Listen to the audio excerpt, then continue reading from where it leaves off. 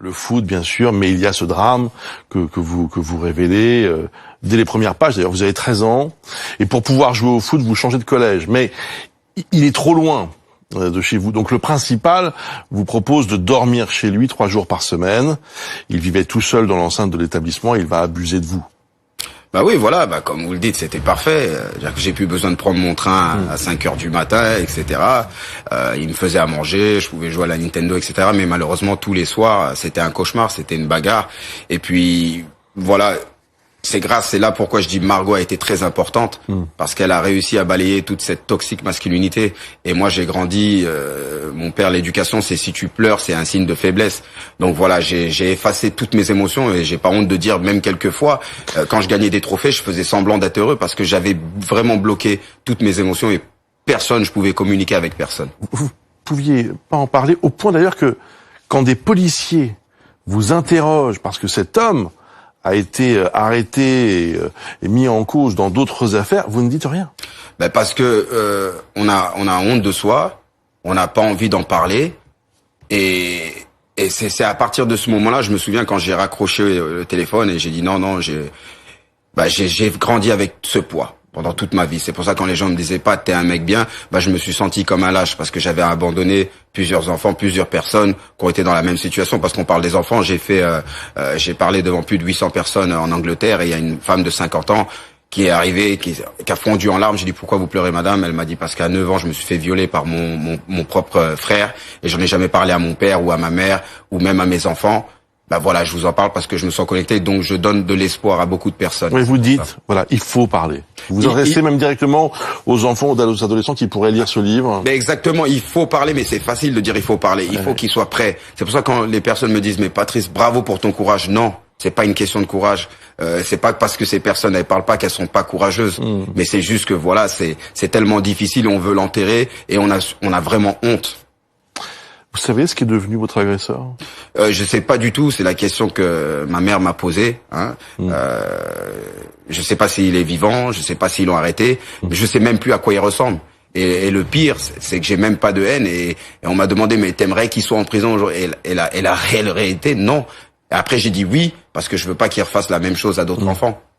J'étais frappé par une phrase que vous avez prononcée au tout début de notre entretien. Vous avez dit quand on est noir, on est dans un désavantage en quelque sorte. Vous parlez de racisme dans votre livre. Vous dites que c'est une réalité. Il faut pas se voiler la face. Exactement. Moi, le premier, déjà dans le quartier, je me faisais contrôler à cause de ma couleur. Et quand j'ai voyagé en Italie pour la première fois, j'atterris. Et là, je vois un monsieur qui me regarde. Je dis, oh là là, je suis déjà connu. Et après, il arrive pour savoir, est-ce que je peux avoir une photo? Et je fais une photo avec son gamin. Et puis, son gamin, après la photo, il me touche. Et il comprenait pas, il croyait que j'étais sale. Donc après, à 17 ans, on m'a jeté des bananes dans les stades, on faisait les bruits de singe à chaque fois que j'avais le ballon. Mais voilà, tout ça, je me suis servi de ça. J'ai horreur qu'on dise que je suis une victime, même si je le suis. Mais ça m'a donné de la force et je disais, voilà, j'étais encore meilleur sur le terrain. Mais après, faut pas se mentir, le racisme, il existe partout, c'est un phénomène de société. Alors, je rappelle quand même brièvement OGC Nice, Monaco, Manchester United, la Juve, l'OM, West Ham. C'est quoi l'endroit où vous vous êtes senti le mieux, le meilleur souvenir? C'est simple, hein. Tous c'est des beaux souvenirs. Je pense que Monaco ça m'a vraiment marqué. Mais après Manchester, Sir Alex Ferguson 9 ans. En fait, Manchester m'a permis de dire voilà, sois qui tu es, on t'acceptera comme tu es. Et c'est un club que je serai attaché à vie, même quand j'ai quitté pour aller à la Juventus. Ça a été une décision personnelle et je l'ai derrière regretté, même si j'ai aussi aimé la Juventus. Mais voilà, je pouvais finir vraiment ma carrière à Manchester. Mais au-delà de Manchester, c'est l'Angleterre qui vous a plu? Oui, la Première Ligue, j'ai été surpris, mais aussi en Ligue 1, j'ai adoré jouer en Ligue 1 avec Monaco, mais c'est vrai que la Première Ligue, c'est énorme, mais je conseille aussi à beaucoup de joueurs de jouer en Ligue 1, et que ce soit en Première Ligue, c'est des championnats différents. Comme j'ai dit, par exemple, en Italie, c'est comme un jeu d'échecs. En Première Ligue, c'est comme deux boxeurs. Tu me donnes, je te donne, le premier qui est KO qui gagne le match. Et en France, c'est plus athlétique. Mais voilà, j'ai eu la chance de m'adapter dans beaucoup de championnats. Bon. Alors, l'équipe de France. J'ai noté quand même une phrase. Vous dites, j'étais fier d'être capitaine des Bleus et bien décidé à faire de mon mieux, mais j'ai pris le rôle trop à cœur et je me suis beaucoup trop investi émotionnellement. Je me rêvais en Napoléon, en leader héroïque de la nation. Non, mais je pense que voilà. Ça vous a grisé à un moment donné, quoi. Ah oui, il y a beaucoup de personnes et beaucoup de joueurs qui me disaient pas, fais attention, ça va te retomber dessus. Mais je disais, mais j'ai les épaules larges, il y a pas de problème. Et si j'avais une baguette magique, on m'a dit, qu'est-ce que tu pourrais changer de Nice Now? J'ai toujours dit qu'en Tunisie, avant que la Coupe du Monde commence, oui, bien sûr. Quand Nicolas Anelka me dit, Patrice, je veux partir, je sens que ça va mal se passer. Et là, je le retiens. Et je le dis non, on a besoin de toi. Et puis voilà, après on connaît la suite. Mais il y a beaucoup de détails qui sont très importants dans Nice Now parce que les gens parlent beaucoup du bus. Par exemple, disent vous n'êtes pas descendu du bus. Non, on est descendu du bus. On a signé à ces jeunes qui sont venus voir l'entraînement. C'est quand on est remonté dans le bus que Romain Domenech a confisqué les clés du chauffeur. Et là, on a été pris en otage. Donc voilà, faut remettre les choses à leur place. Alors, il y avait aussi personne qui voulait aller lire le texte. Donc du coup, c'est Domenech qui a dû y aller. Mais ça a été ma chance parce que en plus, les gens dans le bus, Patrice va le lire et moi tout de suite. Mais bien sûr, il va pas raconter ce qu'il a écrit dans le test, mais il m'a pris le papier et j'ai dit non, c'est moi qui dois le dire. Non. Et malheureusement, quand il a fait ça, en plus, ça veut dire qu'il se mettait contre la Fédé et c'est pour ça aussi que la Fédé a eu une excuse pour aussi le limoger. Mais honnêtement, dans ces instants-là, dans ces quelques minutes, vous n'imaginez pas une seconde le choc que ça va être. Mais pas du tout, parce qu'on était dans un bunker. On était dans une bulle. On savait même pas ce qui se passait. Quelquefois, on regardait les matchs à la télé, il y avait le soleil et où on était, il pleuvait. Donc c'était compliqué. On se rendait pas compte de l'impact de la situation. Mais aussi, c'est devenu politique. Oui. Il y a des politiciens comme Roselyne Bachelot qui est venue nous voir, qui nous a vendu du rêve et après au Parlement nous a détruit. Et la France aussi, je pense qu'en 2010, il y avait un problème sur la retraite. Et donc en fait la France était aussi en crise et on s'est servi aussi de l'équipe de France, voilà, comme bouc émissaire. Mais cette histoire, elle est dommage parce qu'à l'arrivée, c'était la seule décision que ce groupe avec énormément d'ego a pris une décision en commun. Alors pour ceux qui n'ont pas tout ça en tête, évidemment, je rappelle qu'il y a au départ donc une engueulade très forte entre Nicolas Anelka et le coach Raymond Domenech dans les vestiaires à la mi-temps d'un match, que tout cela va ensuite éclater à la une de l'équipe le lendemain avec la fameuse phrase que je vais pas répéter parce que bon, elle est quand même qui est fausse. Qui en plus d'ailleurs tout le monde dit qu'elle est fausse. Oui, mais Domenech dit qu'elle est fausse, vous aussi. Mais c'est la réalité, c'est pour ça que Nicolas Anelka avait décidé de s'excuser auprès du groupe, auprès du sélectionneur, mais pas en public, parce que d'ailleurs il a même gagné la cause avec ses avocats et les gens oublient de le souligner. Mais moi quand j'ai dit à Raymond, Nico est prêt à s'excuser, il m'a dit attention, je peux plus rien faire, Pat, c'est au-dessus. Alors il y a une conférence de presse qui est devenue presque historique. On va regarder un extrait, regardez. Le problème c'est pas Anelka, le problème de l'équipe de France c'est pas Anelka, c'est le traître qui est parmi nous.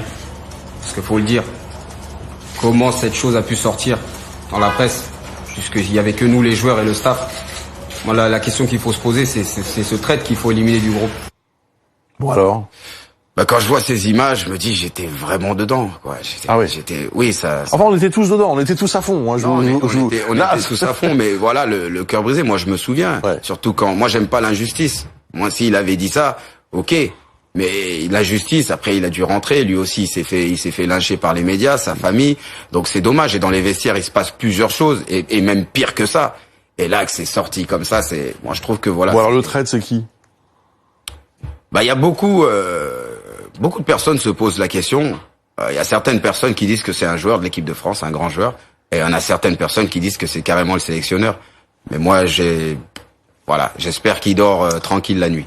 Patrice Evra, cette autobiographie, aussi l'occasion de vous recevoir, je le disais, peut-être de voir aussi simplement quel est votre regard aujourd'hui sur la. Vous vivez en France? Je vis à Dubaï.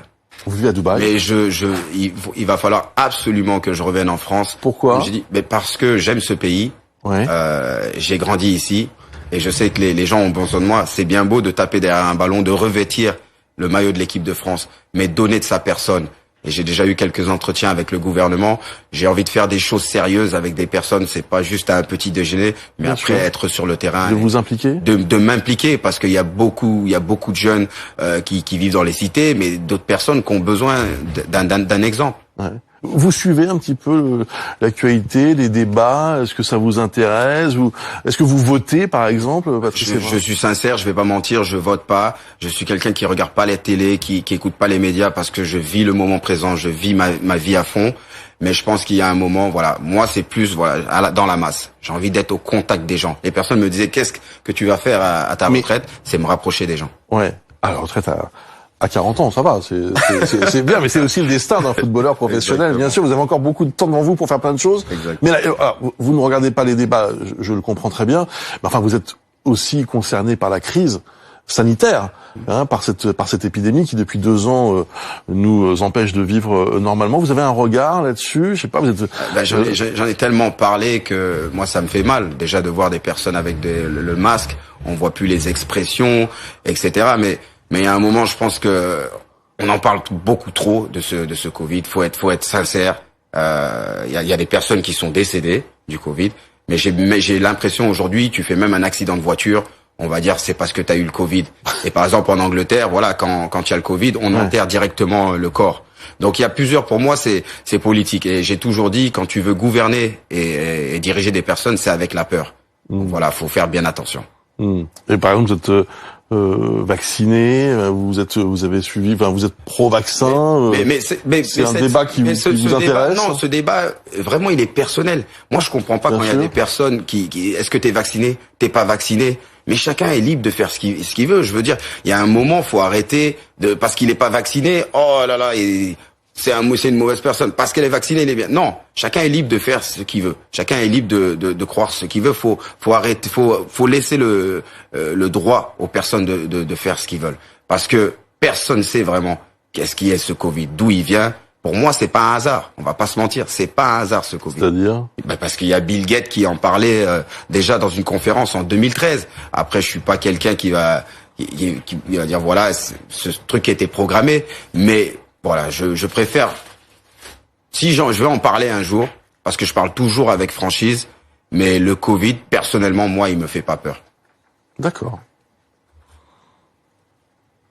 Juste sur ce que vous disiez, vous savez que ça a été, on va pas revenir sur, mais on parle depuis des décennies de virus, donc c'est pas non plus si extraordinaire qu'après tout il y a eu des déclarations précédant cette crise. Mais j'entends ce que vous dites.